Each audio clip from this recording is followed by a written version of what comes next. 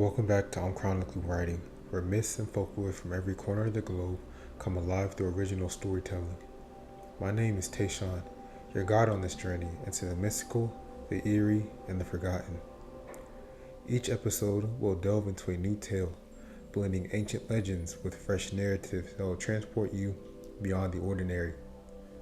Today, I'll be reading an original story based off the Yara Mayawahu from Australia.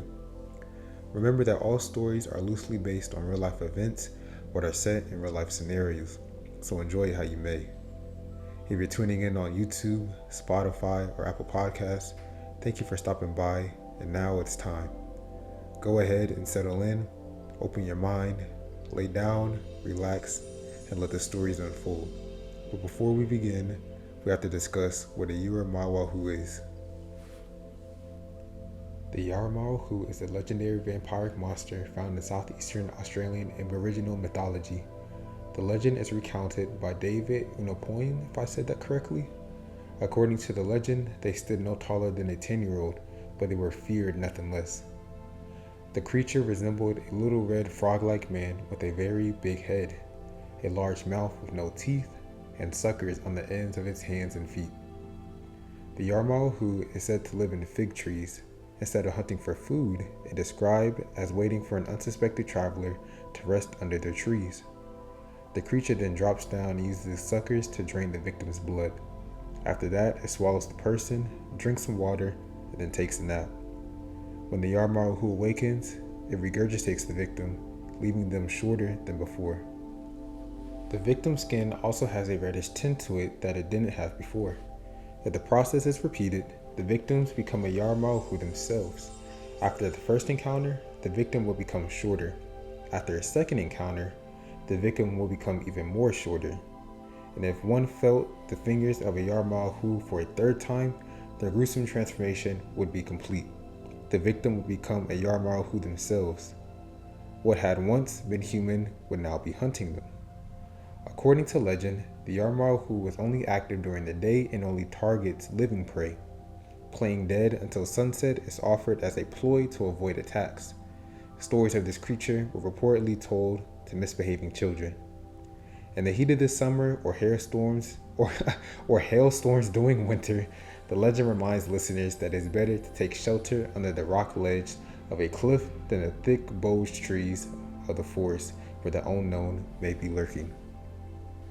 Hopefully you got a better understanding of what a Yara-Mawahu is. Leading into this story, I ain't gonna lie, this was an interesting research process for this story, so I hope that you'll be able to enjoy the story that I ended up coming up with. So if you haven't already, go and get you something to snack on. If you're driving, turn it up a little bit. This one's gonna be an intense one, especially as it gets to the end. So hopefully you enjoy Dr. Emma Caldwell's story, and I'll see you on the next one. Blood of the Fig, an original short story by Tashawn Fonteneaux. Part 1. Dr. Emma Caldwell was a zoologist with a burning ambition. Known for her fearless approach to fieldwork, she sought to make a name for herself by discovering a new species of tarsier. This led her to the dense rainforests of southeastern Australia, where she pursued rumors of a legendary creature that defied all natural explanations. As she arrived, she was greeted by the locals with food and drinks to replenish her long travel to their native village. Emma, cheerful yet determined, responded with, "Thank you for your hospitality. I'm excited to explore the rainforest and hopefully document a new species. Have any of you heard of a unique creature out here?" Old man Jarek, with a grizzled and serious look in his eye. "Hey, we've heard. You city folks call it science, but we know the truth. It's the Yara-Mawahu. It ain't no animal you want to find." Emma, his curious daughter, chimed in. "I've read about that in the folklore. A little vampire creature that drops down from fig trees, right? Sounds like an old wives' tale to me." Mira, a nearby local, said, "It may sound like a folk tale, but we lost people in those woods. It's not just a story to us. Please, Dr. Caldwell, reconsider. The forest has rules, and the Yara-Mawahu is not something you want to disturb." Emma determinedly replied, "I understand your concerns, But that's exactly why I'm here. If there's truth to these stories, then I need to see for myself. Maybe it is a new species of tarsier that people have mistaken for something supernatural. Old man Jared couldn't believe what he just heard. Shaking his head, he said, "You young folks never listen. There are things out there that ain't meant to be understood by science. Mark my words, girl. Curiosity killed the cat." Emma, with a soft chuckle, "I'll be careful, I promise. I've been in the fields for years. Besides, the rainforest is home to many undiscovered species. Who knows? Maybe I'll find something that can help science and prove these myths are just that, myths." Emma dismissed their warnings as superstition, fascinated by the tales of a frog-like creature with a big head, a large mouth devoid of teeth, and suckers on its hands and feet. Despite the terror the stories inspired in the locals, she saw only the opportunity to make a groundbreaking discovery. With a backpack full of equipment and a heart full of determination, she ventured deep into the forest with the local guide Ben, ignoring the villagers' last pleas to turn back. "This is as far as I go, Dr. Caldwell. The fig tree you're looking for is just beyond that ridge." "I can't. I won't go any further." "Thank you, Ben," replied Emma. "You've been a great help. I'll take it from here." Ben, with a concerned look in his eyes, said, "Listen, Emma, whatever you think you know, just be careful, okay? The forest changes people, and if you see something you can't explain, promise you to run. Don't try to understand it, just run." Emily, smiling with a reassuring tone, "I'll keep that in mind, but don't worry. I've got my camera, my equipment, and a lot of experience. I'll be just fine." The forest was eerily quiet, the only sound being the rustle of leaves and occasional bird call. Emma felt an unsettling stillness as she approached a massive fig tree, rumored to be the lair of the elusive creature. Excuse me, oh my gosh. Emma set up her camera, carefully adjusting the lens to focus on the branches above. She glanced around, noting the eerie quietness. Emma began to speak to herself. This is it. The stories, the legends. It's all led to this moment. If there's anything here, I'll capture it. The world needs to see the truth, whatever it may be. Hours passed, the oppressive heat of the day slowly giving way to the cooler shadows of evening. Emma's resolve never wavered, though fatigue began to creep in. She fought the drowsiness, her mind replaying the warning she had received. Emma continued on her monologue to the camera. Yaramawahu, a creature with no teeth, suckers on his hands and feet. If it's real, what could it be? A primate? Some amphibious predator? Or just a figment of overactive imaginations? As the sun dipped below the horizon, the forest grew darker, the shadows longer. Emma felt a chill despite the tropical heat. She glanced up at the fig tree, its massive branches looming over her head. The silence was broken only by the soft rustles of leaves. And then, just as her eyelids grew heavy and sleep began to claim her, she heard it, a quiet, wet sound from the branches above. Emma's heart raced as she struggled to stay awake, her eyes darting around, searching for the source.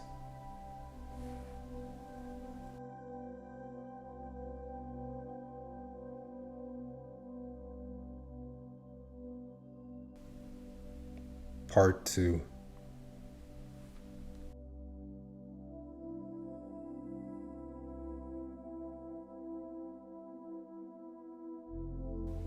The creature that descended from the fig tree was unlike anything Emma had ever imagined. Its skin, a deep, unnatural red, seemed to shimmer in the broken sunlight filtering through the dense canopy. The creature's head was disproportionately large, crowned with sparse, wiry hair. Its eyes, small and black, gleamed with an intelligence that sent a chill down Emma's spine.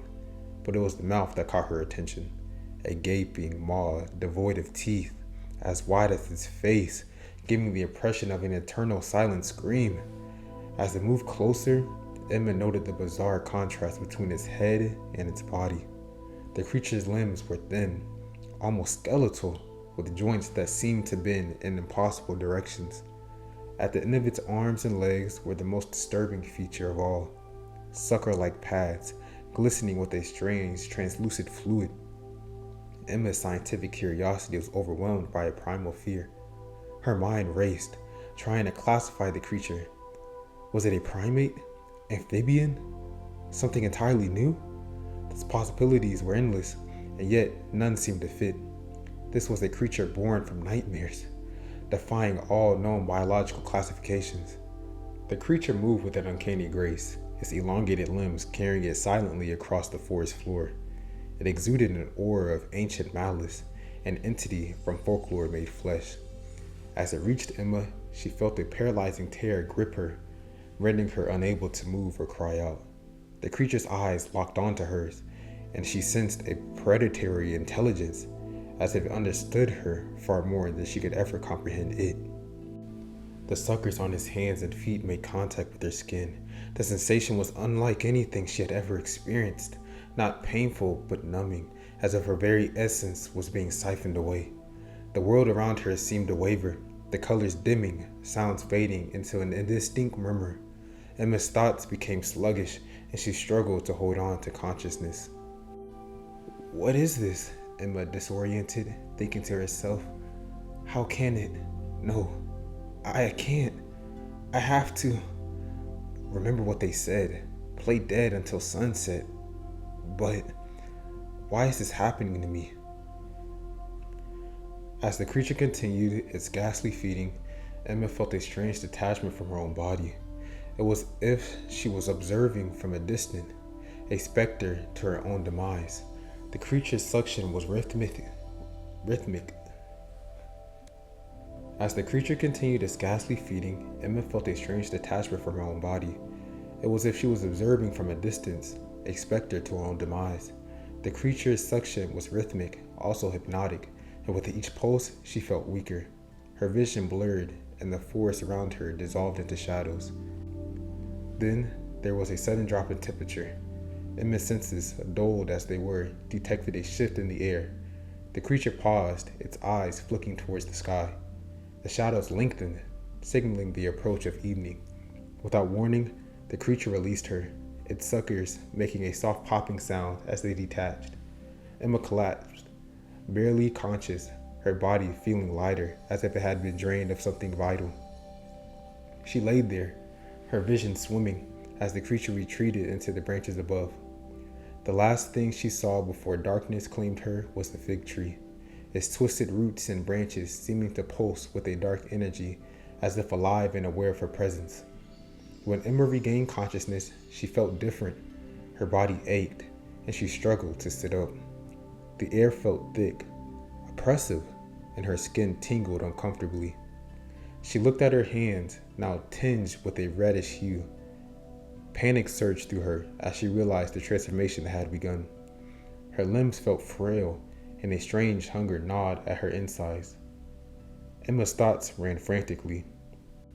What did it do to me? Am I changing? This can't be real. I need to get out of here.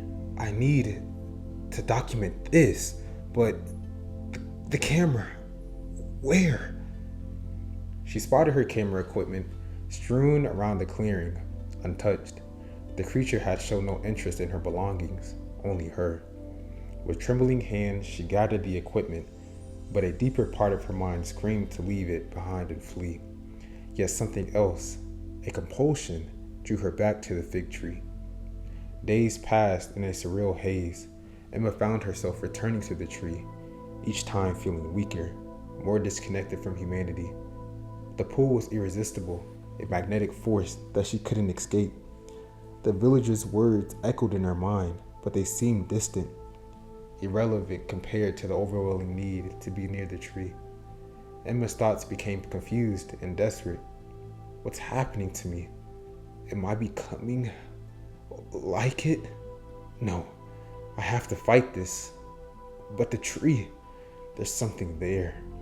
Something I need to understand. Her transformation continued, both physical and psychological. Her skin darkened, her movements became more fluid, and her sense of time and reality blurred.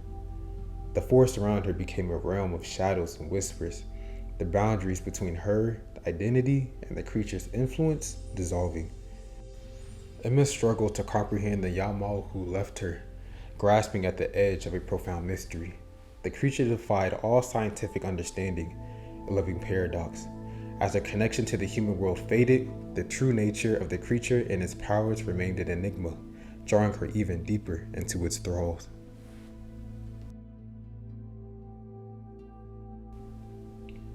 Part 3.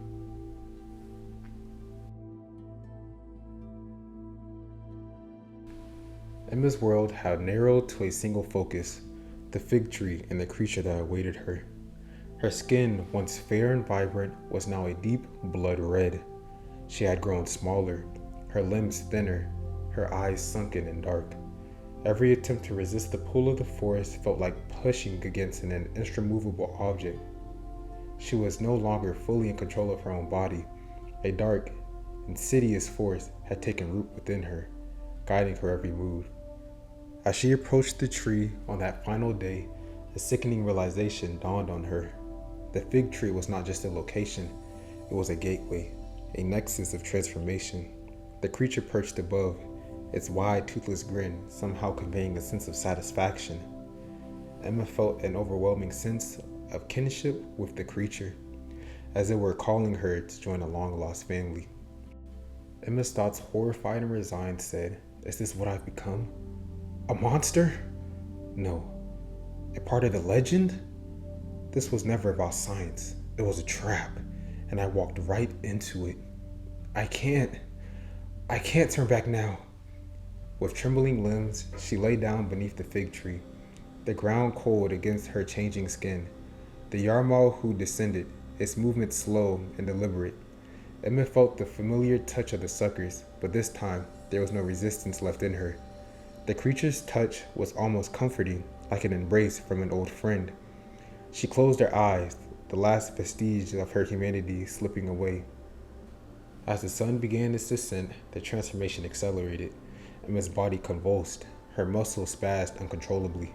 She felt a surging pain coursing through her veins, as if her blood was boiling. Her skin began to split, crimson lines spreading across her body like a grotesque blossoming flower. The pain was unbearable, a white-hot agony that tore through her very being. Panic started to rush in for Emma, and she became desperate. "This is it. I'm dying. No changing. My body, it's tearing apart. Please make it stop." Her hands and feet twisted, bones snapping and reshaping with sickening cracks. The suckers that had begun to form beneath her skin burst forth, sticky and glistening, emerging from the boiling blisters that were presented beforehand. Her fingers elongated, the joints blending at unnatural angles. Her legs shrank, her entire frame compressing as she became more like the creature that had ensnared her. But the most horrifying change was yet to come. Emma felt her skull begin to shift, the bones groaning under the pressure. Her head swelled, the skin stretching taut over the expanding bone. Her jaw dislocated with a sickening pop, her mouth widening into a grotesque parody of a smile. The skin around her mouth tore, blood oozing from the ragged edges as her lips stretched to accommodate the horrifying transformation. Her eyes bulged, black and reflective. Her ears flattened against her head, receding into her skull. The hair on her scalp fell away in clumps, leaving her head smooth and shiny. The transformation was a hideous spectacle, a perversion of nature that defied all reason. Emma's thoughts became fragmented in agony. "This can't be real. I'm not human. A monster. A thing. This creature." As the last light of day faded, so did Emma's final thoughts as a human. The creature released its grip, climbing back into the branches above, satisfied with the completion of its grim ritual. Below, what had once been Dr. Emma Caldwell slowly rose. The creature was now fully formed, its crimson skin glistening in the twilight. It looked around with new eyes, a deep primal hunger gnawing at its insides. The newly transformed creature climbed into the tree, its movements fluid and effortless. It joined its kin, blending seamlessly into the dark canopy. The forest around them was silent. Their transformation was complete. Emma was gone, replaced by a creature of legend and horror.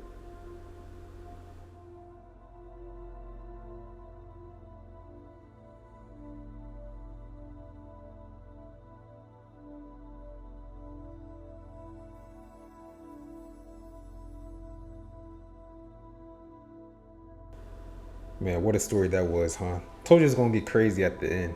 But thank you for checking out today's story titled Blood of the Fig. If you enjoyed it, make sure to hit that subscribe button on YouTube and like the video. If you're listening on Spotify or Apple Podcasts, make sure to follow if you haven't already.